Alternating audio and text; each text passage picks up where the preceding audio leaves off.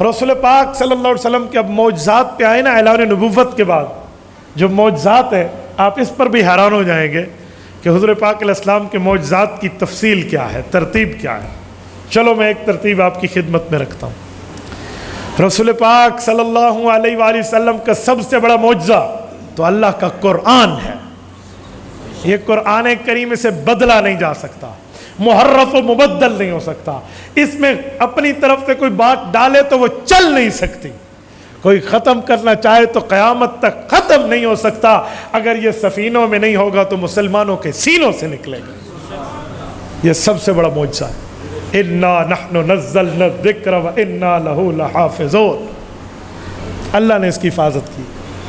دنیا میں کتنے کام ہوئے ہیں اس قرآن کریم کے خلاف، کتنے معاملات میں سازشیں ہوئی ہیں، لیکن آج تک قرآن کریم کی ایک زیر و زبر بھی نہیں بدلی۔ یہ حضور پاک کا معجزہ ہے۔ اس معجزے کے ساتھ اگر آگے چلیں تو رسول پاک علیہ السلام کا معراج معجزہ ہے۔ معراج بہت بڑا معجزہ۔ اس معراج سے اگر تھوڑا پہلے آئے نا، طائف کی وادی میں بھی اللہ کے رسول کا ایک معجزہ ہے۔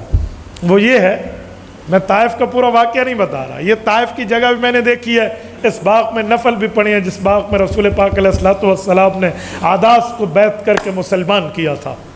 جب طائف کے ظالموں نے ظلم کی ہے نا، پتھر مارے اور خون نکلا، واقعہ آپ نے پڑھا ہوگا، تو حضور پاک نے جب ایک باغ میں پناہ لی تو اس باغ کا مالک تھا تو غیر مسلم لیکن مہمان نواز تھا۔ اس نے اپنے غلام کو کہا، بیٹا یہ انگوروں کو خوشہ توڑو اور اس اجنبی مہمان کے پاس لے جاؤ۔ حضور پاک کے ساتھ ایک صحابی تھے جن کا نام ہے زید بن حارثہ رضی اللہ عنہ۔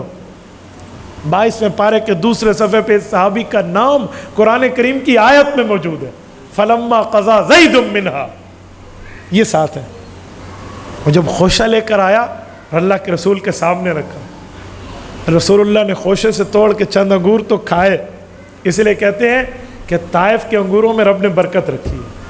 میں جب طائف گیا نا تو میں وہاں کی فروٹ منڈی میں گھوم گھوم کے تھک گیا کہ مجھے طائف کا پکا ہوا، یہاں کا بنا ہوا، یہاں کا پیدا شدہ فروٹ دو، لیکن کوئی انڈین ہے، کوئی فلپائنی ہے، کوئی پاکستانی ہے، کوئی باہر سے، بڑی مشکل سے ہمیں جا کر فروٹ ملا تو ہم نے وہاں کا نوش کیا کہ یہ رسول پاک علیہ السلام نے یہاں سے کھایا تھا۔ حضرت عبداللہ بن عباس رضی اللہ عنہ حدیث پاک کے بہت بڑے راوی ہیں، اس امت کے امام المفسرین ہیں، ان کی قبر مبارک وہیں طائف میں حضور کے اس باغ کے ساتھ موجود ہے۔ میں نے الحمدللہ 2 بار حضرت عبداللہ بن عباس رضی اللہ عنہ قبر پہ حاضری دی ہے۔ جامع عبداللہ بن عباس کے نام سے وہاں بہت بڑی مسجد ہے۔ اللہ تعالیٰ آپ سب کو لے جائے، اللہ آپ کی برکت سے ہمیں بھی لے جائے۔ شاید حدیث پاک کی کتاب کا کوئی صفحہ خالی ہو ان ابن عباس عن رسول اللہ نہ ہو، ان کی قبر مبارک بھی وہاں ہے۔ تو رسول پاک کا معجزہ کیا ظاہر ہو؟ آپ علیہ السلام نے اس شخص سے پوچھا جو غلام لے کر آیا کھجور، کہا آپ کا نام کیا ہے؟ اس نے کہا عاداس۔ کہا کہاں سے ہو؟ تو اس نے گویا کہا ہوگا میں بہت دور سے ہوں۔ وہ غیر ملکی تھا، سعودیہ کا نہیں تھا، حجازی نہیں تھا، کہ جی میں بہت دور سے ہوں۔ آقا انعامدار نے رحمت للعالمین کے دامن پھیلاتے ہوئے فرمایا، بیٹا بتا کہاں کا ہے؟ انہوں نے کہا آپ نہیں جانتے ہوں گے، میں نینوا کا رہنے والا ہوں۔ نینوا عراق کا سٹی ہے، موجودہ نام اس کا موصل ہے، نینوا۔ حضور پاک نے فرمایا کون نہیں جانتا؟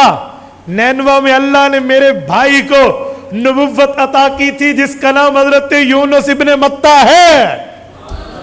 آنکھیں پھٹی رہ گئی عاداس کی، حیران یوں۔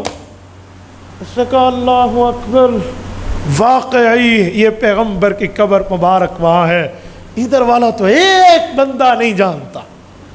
میں جس علاقے میں رہتا ہوں یہاں کسی کو پتہ نہیں ہے۔ آپ کون ہیں؟ آپ کو کیسے پتا کہ ان کی قبر وہاں ہے اور وہ نبی ہے اللہ کے؟ حضور پاک علیہ السلام نے دعوت دی اسلام کی کہ جس دعوت کو میں لے کر آیا ہوں یہ توحید کی دعوت رب نے حضرت یونس کو دی تھی۔ اس نے کہا آپ کی اس دعوت پہ داخل ہونے اور ماننے کا طریقہ کیا ہے؟ حضور پاک نے کلمہ طیبہ پیش کیا، سمندری کے دوستوں ادھر بیٹھا بیٹھا مسلمان بن کے صحابی بن گیا۔ جب واپس چلا نا تو وہ باغ کا مالک جس نے خوشہ دے کر بھیجا تھا نا، اپنے دوستوں کے ارد گرد جرمٹ میں بیٹھا تھا۔ اس نے دوستوں کو کہا یہ وہ چہرہ لے کر نہیں آ رہا جو لے کر گیا تھا، کہا یار اسے میں نے بڑے عرصے سے پال رکھا ہے، میرا غلام ہے، میرا کام کرتا ہے، میرا قریبی ہے، میں جانتا ہوں اس بندے کا چہرہ جاتے ہوئے کچھ اور تھا، واپسی بھی کچھ اور ہے، یار کیا مطلب ہے؟ میری بات کا مطلب یہ بھی رسول اللہ کے معجزات میں ایک معجزہ ہے.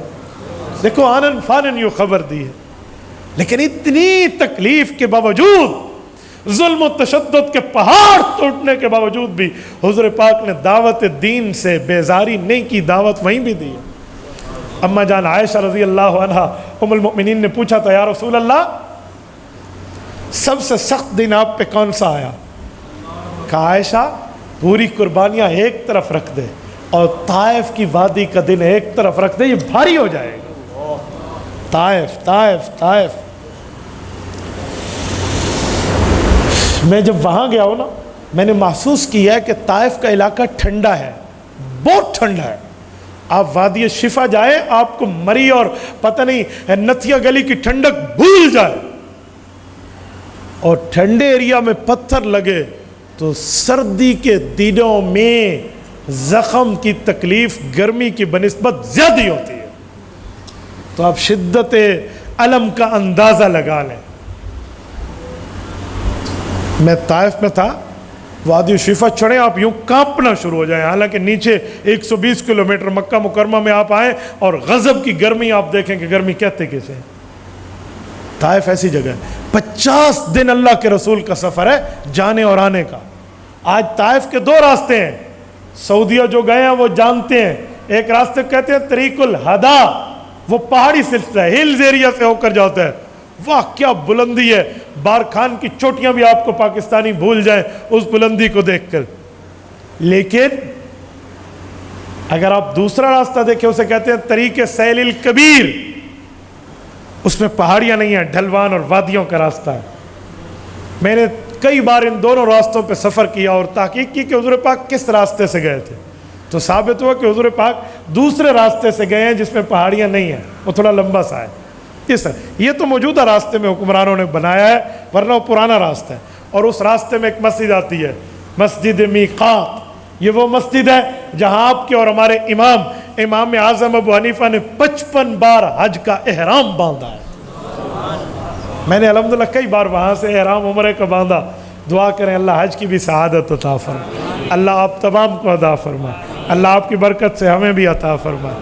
تو یہ وہ جگہ ہے. بہرحال یہ بھی ایک معجزہ. تبارك الذي نزل الفرقان على عبده ليكون للعالمين نذيرا.